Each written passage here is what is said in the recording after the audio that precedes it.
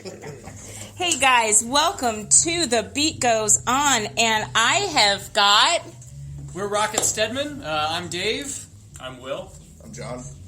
Hi guys, and welcome to The Beat Goes On. So, this show is all about you guys. I am going to do my best to stay as quiet as I can because, seriously, I want to know about you and so do the fans. So, let's start with, how long have you guys been together? This iteration of the band's been together for almost a year now. I think in March of last year is when March 2019, we've been the current three-piece, yeah. So Will he's got a fun talent, and that's that he remembers dates. Like, you ever tell him a date, and he'll just remember it. Like, I think it was, on that one, I believe it was March 9th, our first practice with John. It was at Premier Studios in Indian School. Nice. It's crazy. Dates are important. So they hold for some people. Yeah, just be careful. You ever tell him your birthday, he's literally going to remember it forever. I don't celebrate my birthday. It's all good. It's all good. We can forget that. That's tragic.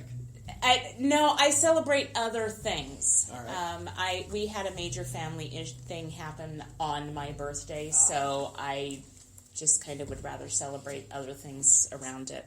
Gotcha. Not that I don't celebrate myself. I do. So, how did you guys come up with your name? Will, you take that one. There's a movie when I was growing up, really popular. I think I was probably 6 or 7 when it came out, but I remember watching it a few times after that, and it was a movie called Rookie of the Year. I know that one. It's about a 13-year-old kid who breaks his arm, and somehow, I don't remember the plot exactly. The tendons heal a little tight. They heal a little tight, and he has super strength, superhuman pitching ability. He's pitching over 100 miles per hour, and he's 13 years old. He signs with the Chicago Cubs. Mm-hmm. Had a lot of fun out on the road. That's right. And the aging player on the team is Chet Rocket Steadman, played by Gary Busey. And I felt it to be pretty esoteric, but also pretty funny reference if somebody gets it. So, and I thought it was unique too. You know, I think it is. You hear a lot of generic band names, and I hadn't heard a band name like that. I thought it was. And I think we went through a couple of names before that. I don't even remember. I don't think they stuck. Yeah, they didn't. They obviously didn't. If you all can't even remember them, they didn't stick for sure. Yeah, definitely not. So, how long let's start with Dave. How long have you been in music? In music? Oh, geez, my whole life. I think I picked up a trumpet in 5th grade. And I put it down in high school and then picked up a guitar in college to start impressing chicks. And post-college, I showed up to play with a band and they handed me a bass. And so I've been playing bass now for... I need to tell Will all these dates so that he'll remember. Let's see, that would have been about 2007. So however many, 12 years or so. Favorite bass? Favorite instrument? Yeah, I mean, I only ever play bass when I'm in a band. At home, you know, I'm on my acoustic guitar all the time. I've got a daughter, and I play acoustic for her every night, sing to her and all that. So that's and don't ever stop. Yeah, she wouldn't let me. She's told me she's going to be a punk rocker like me when she grows up. So see, whether that's good or not, I don't know. But. I grew up with my dad playing an acoustic guitar. Gotcha. That's where my love of music and the heart and soul of music came from, sitting on that floor and listening to Daddy play. Gotcha. Well, hopefully she gets some of that. You know, we're those weird parents where we actually asked for a drum kit for her for Christmas one year, and everybody thought we were crazy. But does she play it? Did she get it? She got it. She got it. She plays it a bit, but lately she's been more into guitar, so she just... Let her choose. Yeah. Let her choose. Yeah. And you, Mr. Quiet over here, you're just sitting here grinning and that's it. You got to speak for me here. John, your go. I've been playing music ever since I was a kid. Did band in school. Did the saxophone when I was 7th grade through a little bit of high school. Alto or tenor? Tenor. Good. That's way less nerdy. Well, it was. I went tenor, and then I went alto, and then actually went baritone and alto because they're both E flats.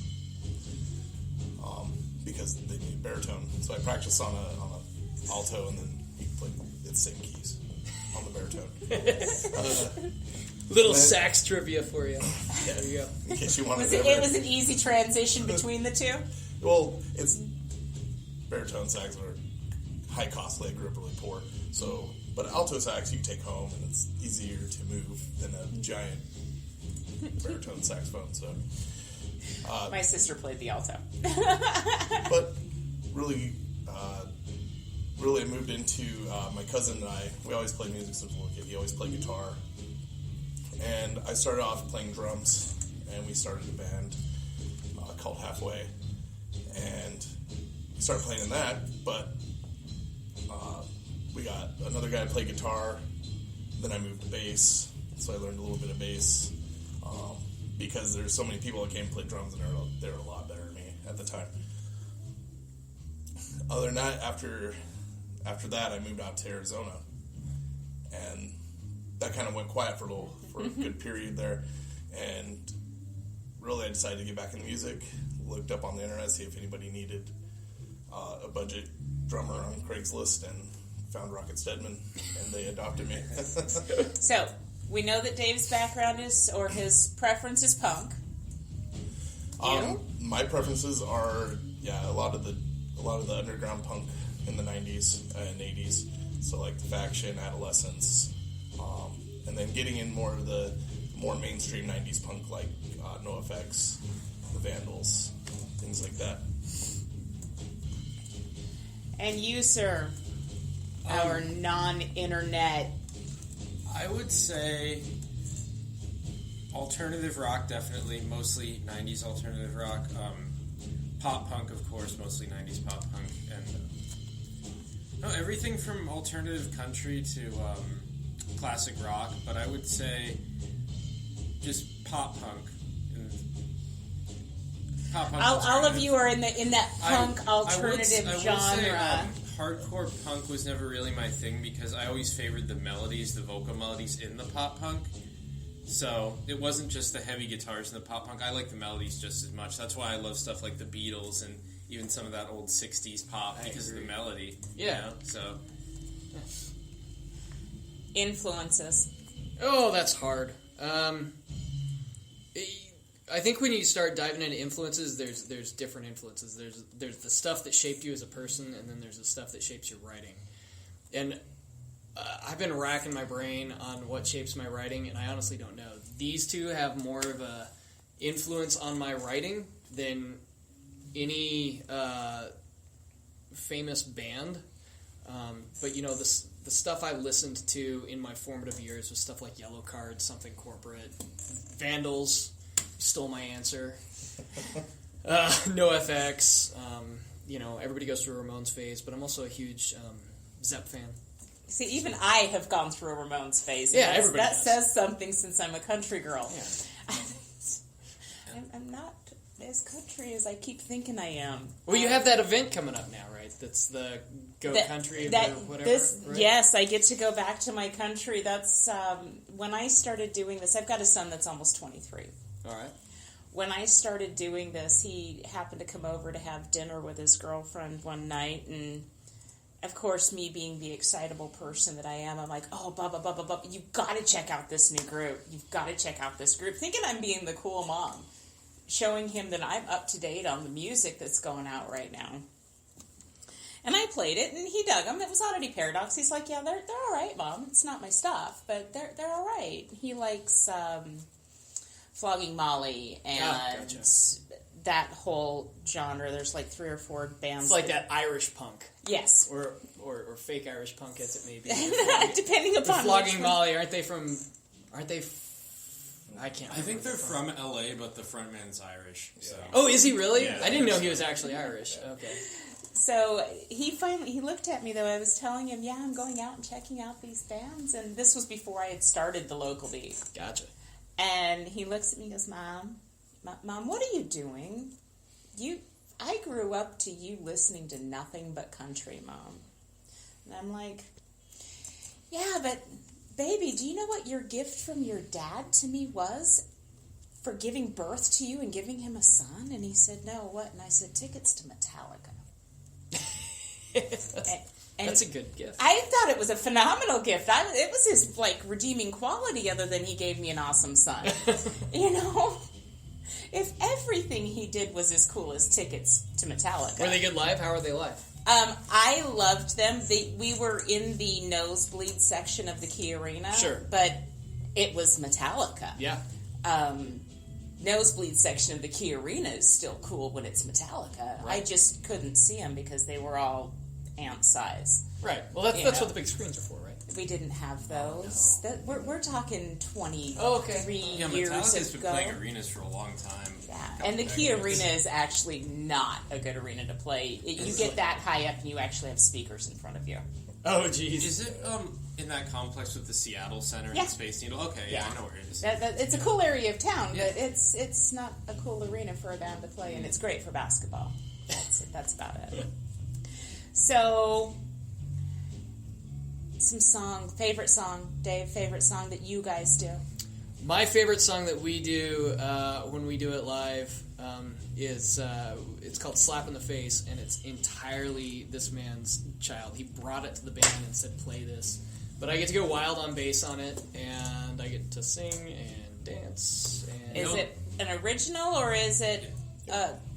Yeah, we have in this iteration of the band never played a cover live. Is that correct? Is that a correct statement? That is a correct statement. Live, you're correct, yeah. Well, yeah, we Practice. screw around with covers all the time here. but- Usually closing out practice, we'll do a Yeah. fun cover. It's usually nothing serious. We're not trying to work on anything Right. specific. But yeah, we've never jammed out a cover live. But yeah, "Slap in the Face" is fine. Song that means the most to you, and no, you don't get to pick that one. Oh, wow. That's tough too because that one is like That one's my baby. that one you poured your heart and soul into. Can I give you an argument to why? Give me an argument as to why, because I gotta hear it. I love hearing how So, people think. That song was really important to me at a stage in my life because that song is a post-divorce. Really fucked me over. Kind of like getting past everything and showing that no matter what happens to you, you get a slap in the face, just keep on keeping on. So that song really helped me out throughout the years. It's all back to that music heals, not just the musician. So that one, yeah, that one is my baby. So that one does mean a lot to me. Yeah. So, second most important song here. Second most important song to me. I'm gonna go with the newest one. The newest revision of a song called Cloud Vision. And the reason for that is we went back through it, redid the structure, made it a little faster, a little more jumpy. Whereas it was pretty fun to play before, now it's really fun to play. And I think songs like that are really nice for me because it's not like I'm sitting there concentrating or waiting for something or change. It's not like a new song. It's just so familiar and just comes out really well every single time I play it. So, how about you?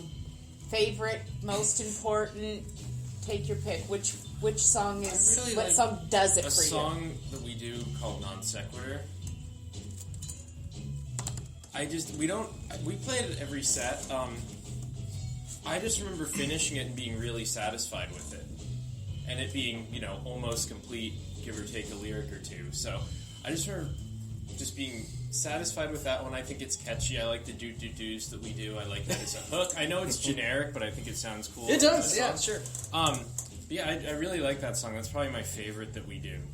I do like Cloud Vision, though, because it is so well structured now, and it is so catchy, and it is so, dare I say, commercial. It's got a catchy... It's got a catchy... God forbid you be commercial and people actually want to see you. Well, people say the chorus is really catchy, which I love. I'm glad it's commercial. I'm saying that it's good that it's got a catchy chorus, and people have told me that they sing along to that song. By the way, if you guys want to be judged for yourselves, check us out on Spotify, Rocket Steadman. That single is actually out Clouded there. Vision.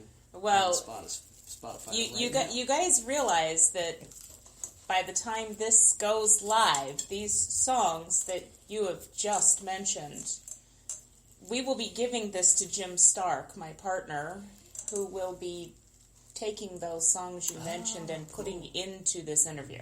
Right on. So, Nice. Oh, gotcha. there was a reason behind me asking and wanting different answers, guys. We gotta get on some recording then, right quick. Yeah, because those have got to be an MP3. I'm giving Gotcha. secrets away, but it's okay. Sure. My fans know that don't ever tell me something that you want kept secret, because I am the one that the little birdie whispers to, and then I whisper to the world. No, it's good. We're an open book. None of those songs are secret or anything. There are just a couple we need to actually get out there and record. I think we have Slap recorded. I don't know if we have. It was the last track on the EP. Or we do have. Yeah, it's the last track on the EP. Slaps recorded. Gotcha. So we have the EP, but we're going through and just because we got better Tightening equipment now, screws. tightening screws. And But So is it coming out soon? Am I getting to hear something here no, that it's going to come soon? well, the EP's out there, but what we have that's coming out that we've announced on our page, we've announced on the event page. We're actually debuting our first music video on the 14th at the gig that Jim is actually hosting at Time Out Lounge. So, Nice. Clouded Vision's gonna have a video. So, not to bring up my group, The Local Beat, but I'm going to bring up The Local Beat course. because, well, The Beat Goes On is just a extension of The Local Beat. Sure This thing. is just one more way for me to get you guys out there. So, is The Local Beat going to, by chance, happen to maybe kind of sort of get a copy of that video, like the day before, maybe? You know what? I'll tell you what. If we get a copy of it, you guys will get a copy of it. But, Awesome. But our video guy, he's awesome. Gavin. Gavin. Okay, Yeah, you know we Gavin. got to shout out about Gavin because Gavin rocks. He We does. love He did a Gavin. great job. He made everything. Like, I've seen a tiny clip of what he's putting together with it, and it looks. He made it look pretty killer. I will say this too. I could tell how dedicated he is. There's a scene we have in particular. I won't say anything about it, but he showed off. He demonstrated his dedication to me by really going all out. I was like, he's really doing it. Oh So, yeah, no, I know. yeah.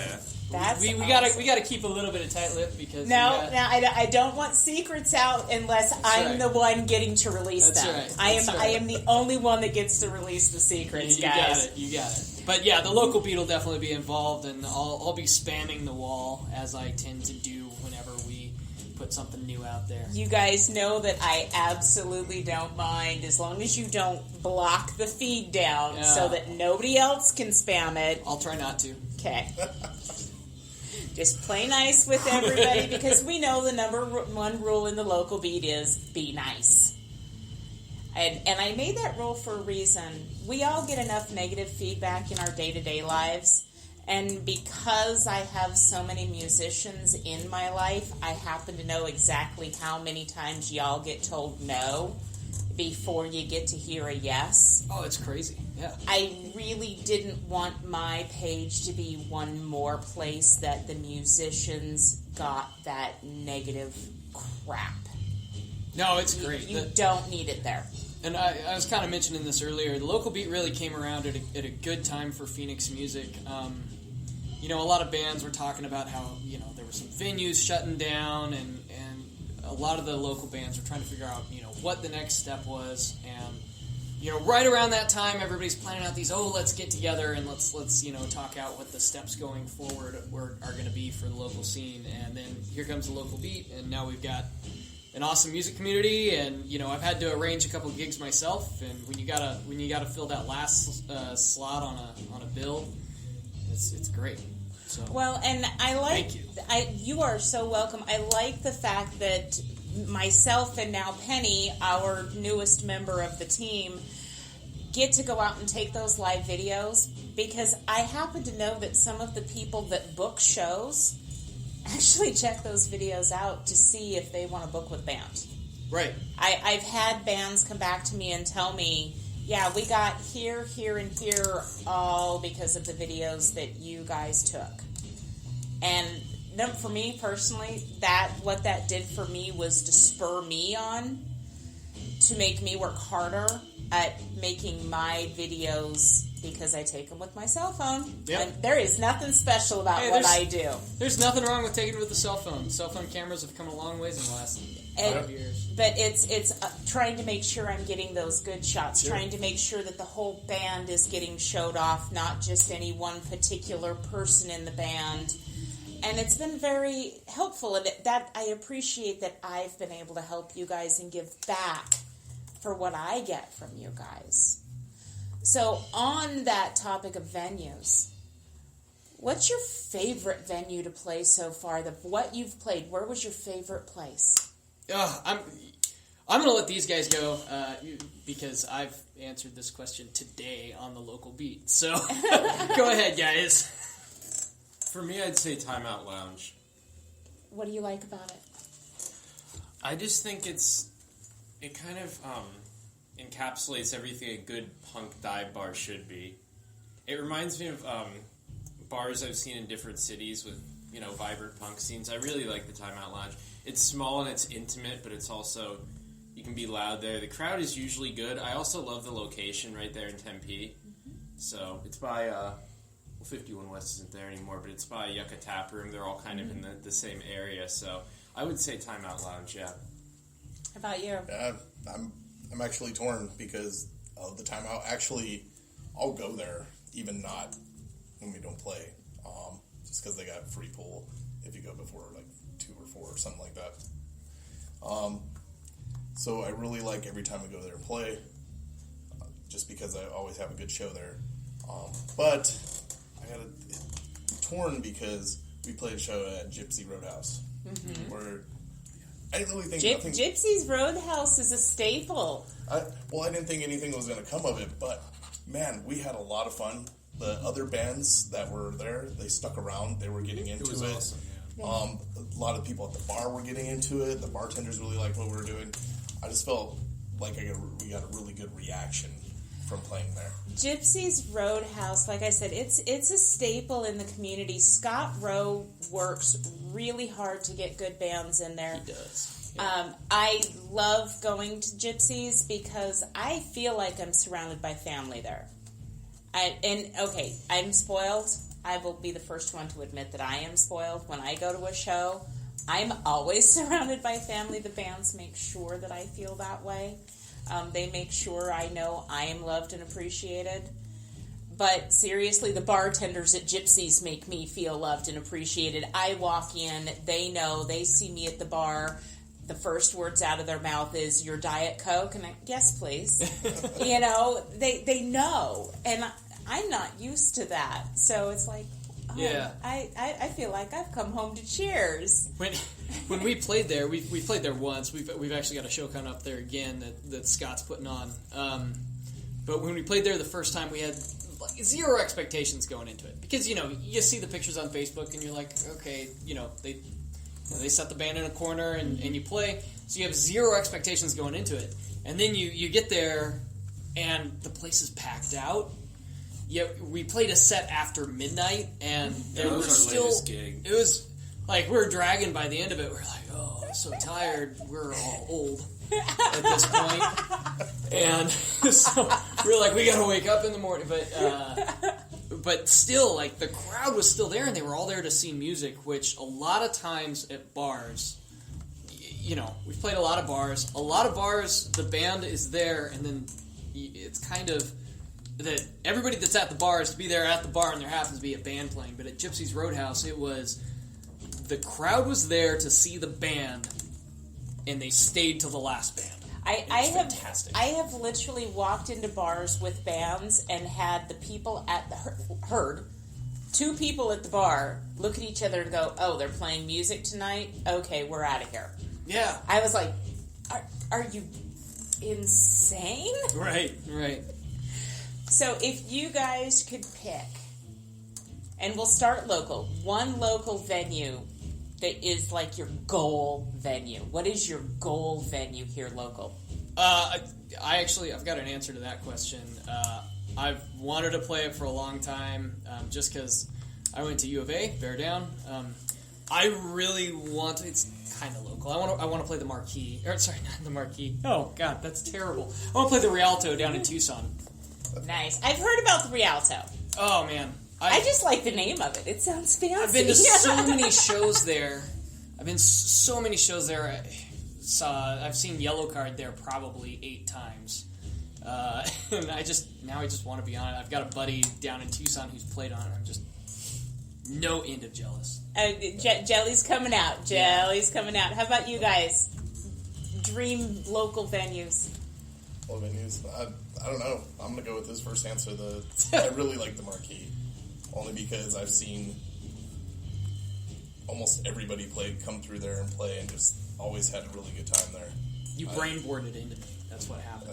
I Psychically inserted it into my brain. And it just because, like, I like how the whole place sounds, and man, they got the whole PA and the acoustics are just set up just right. I mean, when the drummer hits the kick, you feel it in your chest, and I have a story about that, and I'll get to that story as soon as you get to telling me your favorite or your one that you want to play out.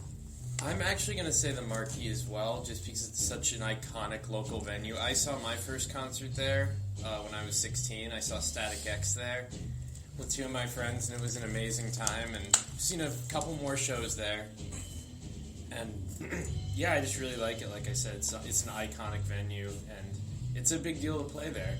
I often will see the bands playing there on the sign, Yeah. I back home in Washington, every year we have the Scottish Highland Games. Gotcha. Yeah. Out in Enumclaw. Sure. And of course that's a thing for me. I love my Celtic side of my life, and I did take my son to go see that all the time. When I had my foster children, I took my foster kids and my son for my foster kids' very first time, and we were standing about 2 football fields away as they were beginning the pipe and drum competition. And the first band started rolling out, and you hear the pipes and then you hear the drums start rolling. That rolled across 2 football fields of space and hit like a wall. Nice. And my son looked at me, and he was about 12 and a half, and looked at me and went, "Wow, Mom." And I'm like, "Yeah, baby, now you know why they started wars like that. Because that scared the enemy, and half the enemy would turn and run. And their numbers that they were now fighting would be cut." And he's like, "That's amazing." And I'm like, "Yeah, it's pretty freaking cool." Right on. So, national venue, guys. What is the national? Because I'm hoping that you guys aren't planning on just staying a local band. I'm hoping you guys have dreams of growing to big stages. Gotcha. Oh, man. I'm going to let Will start this one. Variety Playhouse. Where's the Variety Playhouse? It's in Atlanta, Georgia, in the little 5 Points neighborhood. Super cool venue. That's like, they call it Haight-Ashbury of the South. It's like this total hippie neighborhood in the middle of a southern city. Nice. There's a few venues there, but I remember seeing a show there. And yeah, Variety Playhouse is awesome. I would love to play there. How about you? Ooh. That's a hard question for me. Only because I've seen large concerts in arenas, and I always come back to the smaller intimate clubs. You like that. You like getting that personal feel and that personal vibe with your audience. Correct. Nice. Because I grew up near Santa Barbara, so you go to Santa Barbara Bowl, or you go down to Ventura, the Seaside Park, and I mean it's really nice, but I really feel like the smaller venues just, I don't know, maybe it's just because of the punk rock roots, like the smaller underground scene. Mm-hmm. I just felt like those shows were more fun. Oh, man, you got me on the spot. I'm kind of with John on this one as far as like small venues go. I've talked to these guys about kind of a dream gig that I'm trying to put together in maybe a year or so, where we go and we play play opening day at Mammoth at the bottom of the slope. Yeah. So if we ever are able to actually put that together, that's going to be that's going to be kind of like the culmination. But as far as like venue, what would be super cool? I don't have a want list. Like maybe play Dave Quackenbush's bar in Colorado or something like that'd be cool. Lead singer of the Vandals, he's got his brewery and stuff, right? But I'm kind of with John. Like I I want to pack out a dive bar. That's to me that's the ultimate. That's where you get the feel back from the crowd. Well, as long as they're yelling your song back at you, that's all that you need. That's why the Gypsy Roadhouse gig was so good, because it was a packed dive bar and it was intimate and vibrant and everybody was into it. And there were more people there than we've played. How many shows at Club Red? 2? Yeah.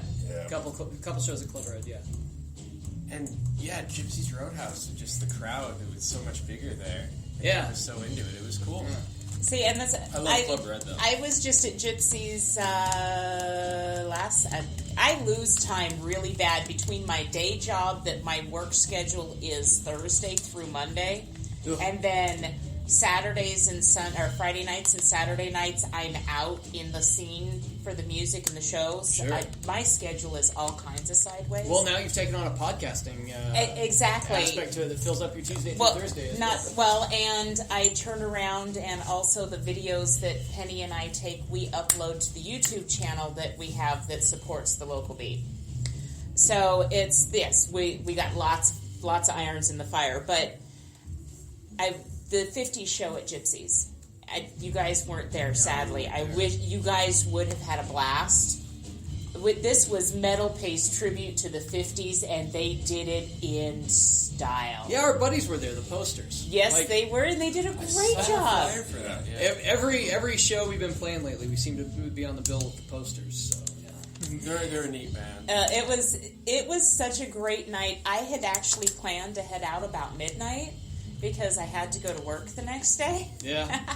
Every time I said goodbye to everybody and went to walk out the door, another band was playing another song from the 50s, or just another song in general that was like, oh my God, I've got to stay for this one. Yeah. Oh my God, I love this song too. And I finally looked at them and I'm like, would y'all get off the stage so I can go home?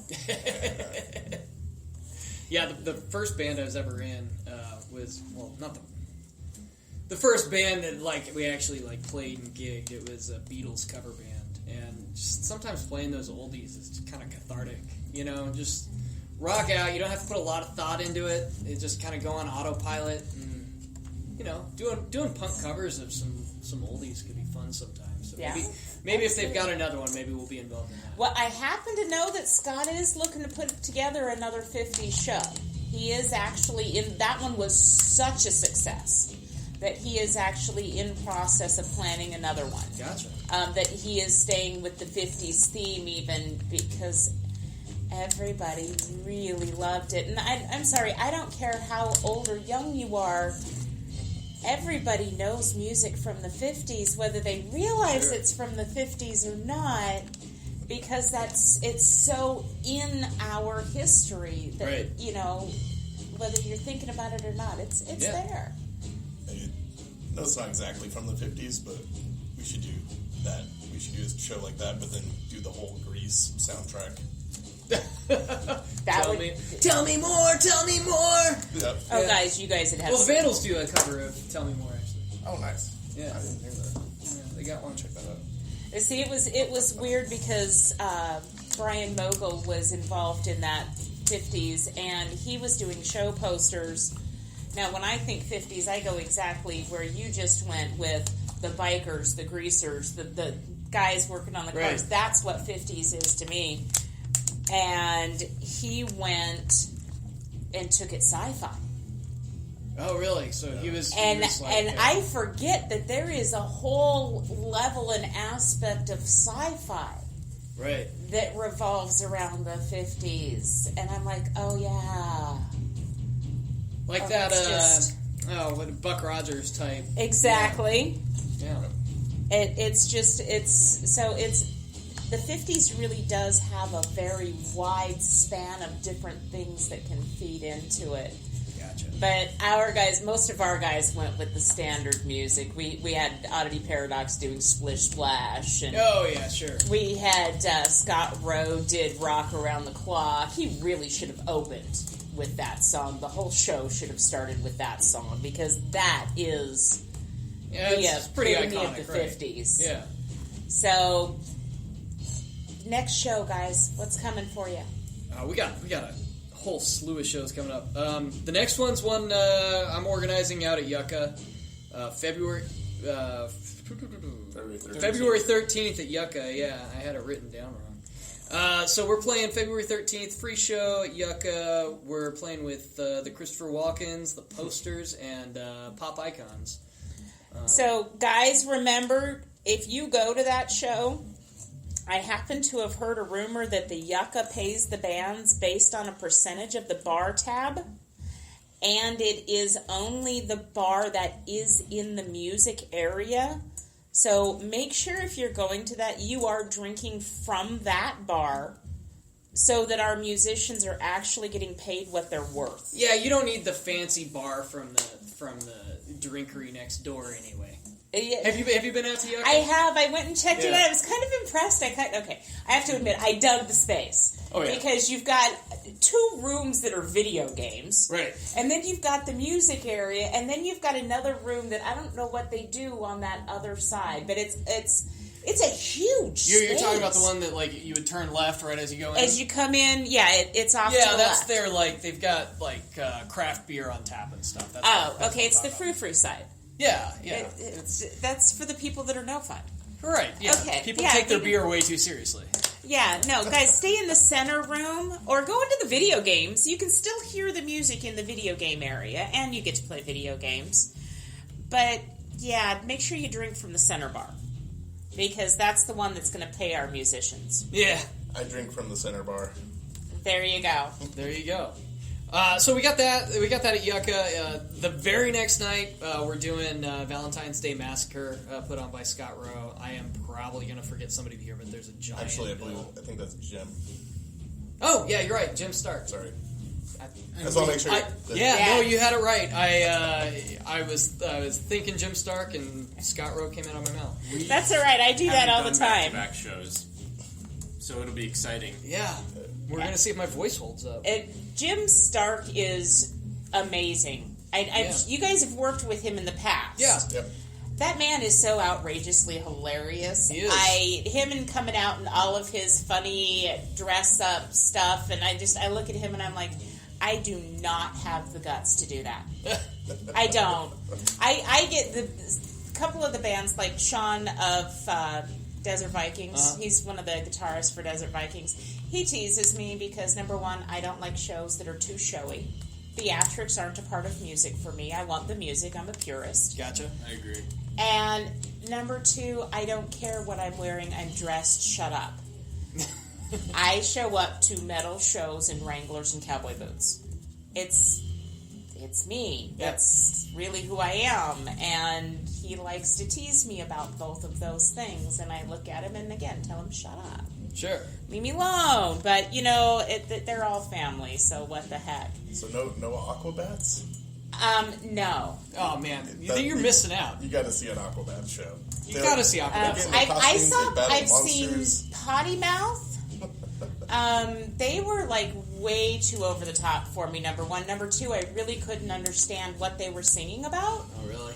So if I can't connect to your lyrics, then I can't connect to the story behind the song. That leaves me with my only ability to connect with the music. Which, okay, that's easy for me. I can connect to a guitar anytime. But you're missing a piece of my attention if I can't understand your lyrics. Yeah. I think, though, that there are a few shows that if you get the opportunity to see, you have to see. We're talking national acts here. The few shows that you have to see if you get the chance. The Aquabats is one. Kiss is another. Okay, the Kiss is a whole nother... Okay. Alice Cooper is another. Kiss and Alice Cooper, these are old school. These are from my childhood. There's no not seeing Kiss and Alice Cooper. Sure, but that's what I'm saying is the Aquabats is to ska punk what Kiss and Alice Cooper are to hard rock. Like, They are that, and I mean, it's, occasionally it's just kind of nice to go to a wholesome show where you can take, like, an 8-year-old. Like, you got an 8-year-old kid, you can take your 8-year-old kid, and they're not going to get trampled in the mosh pit. Yeah. And it's just... Two in the Chest is one of our local bands that they're theatrics, but they are not over the top theatrics. Oh, are they the ones that dress up like dead cowboys? Yes, yes, and they actually incorporate country into their rock. No, yeah, I've seen pictures of them. Which makes me kind of happy. No, I need to check them out sometime. I believe they're looking for a couple new band members still, but then they're going to be back to touring and everything. Cool. They are really good, and they are so incredibly fun to see. Yeah. It's the over-the-top theatrics that I have a hard time with. I feel that it takes away from the music. All right. Agree to disagree? I do. I let people have their own way. Y'all don't have to hear music the way I hear it. Just because I'm right doesn't mean anything. What else do you guys have for us? I need. How did you guys meet? How did you come together? Man, all on the magic of Craigslist. Yeah. And all they say Craigslist. Beware of Craigslist. Yeah, well, Musicians Wanted is pretty safe, I will say. Yeah, I have yet to hear of a musician getting slaughtered, so... I mean, I have had my moments where I thought Will was going to stab me, but... what did you do to piss him off? It hasn't happened yet. What did you do to piss him off? No, nothing. I just, the thoughts cross my mind. Like right now, he's glaring. He told me to go to Facebook, and it made me... Yeah. But yeah, Craigslist, and I had... tried to record some songs by myself. I actually met somebody on Craigslist. After a couple practices, he wasn't really interested. I ended up posting my own ad, and Dave texted me, and I came to practice. That was it. That was ancient history, too. Years ago. And the rest is history, as they say. Yeah, absolutely. And, sorry. Go ahead. John responded to a Craigslist ad. Our Craigslist ad as well. No. So my what is now becoming my signature question. If you guys could play with any band, if you could share the stage with any band, who would it be? Let's see. If anybody else has one right off the top of their head, jump in. I have been saying Alive or Dead, but I just got told by the friendly gestures that that's not nice of me. That makes it it too hard. Well, I mean, even as is, what are we talking about here? Are we talking about a show that I'm putting together and I want to make sure that it's a successful show, or am I talking about... I am talking about dream big. Just dream big, just who I want to be on stage with. God, dream big. My college emo is coming out here, but Yellow Card. Oh man. Come on. Go Will, I don't know. That's a lot. I know what I know yours. Now you guys understand why this has become my number one question. Yeah. I'm gonna go with Weezer. Oh, I think that's a much better answer than mine. I think they're still fantastic. They're still releasing new music. The Blue Album and Pinkerton, when I first started playing guitar, were so influential on me. And an album like Pinkerton is so emotional, and then an album like the Blue Album is just so not lighthearted. I guess lighthearted in parts, but it's really poppy. And yeah, just Weezer was always an influence on me, I'd say. Just going back to the really poppy melodies with the crunchy, overdriven guitars, that kind of dichotomy was always really interesting to me.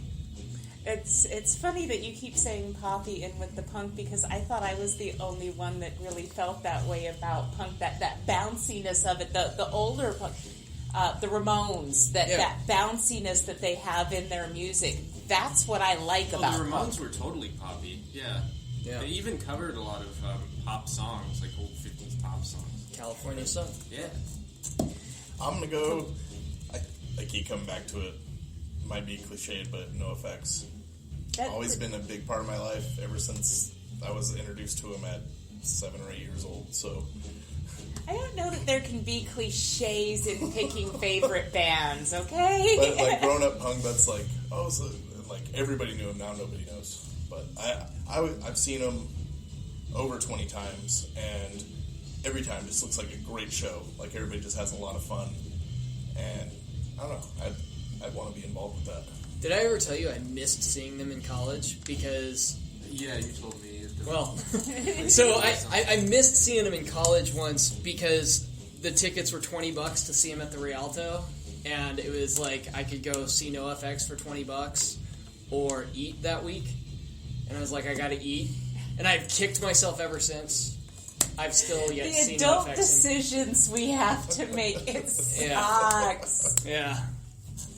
That is one of the things. My son will send me a text message out of the blue and say, Mom, why did you let me grow up? Why did you make me adult? And I went, well, number one, Prison Orange is not my color. Number two, if I have to suffer through this adulting, at least I've got you by my side now. There you go. So, guys, I really want to thank you for taking the time to sit down with me tonight and share these wonderful stories with me. I can't wait for this to be aired. You are looking at hitting the airwaves, I believe, on Friday. Oh, wow. Because I All take right. this stuff to Jim tomorrow. Great. We will talk about getting that music and where to send it to. Sure.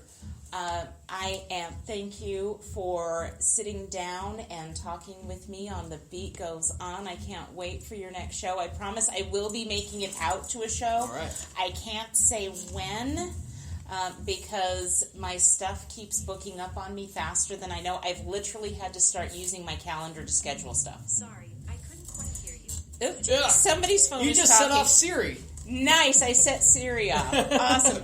Guys, thank you, and good night, Local Beat. I hope you have a great rest of your week. Larry, thanks for having us, and hope to see you out there soon.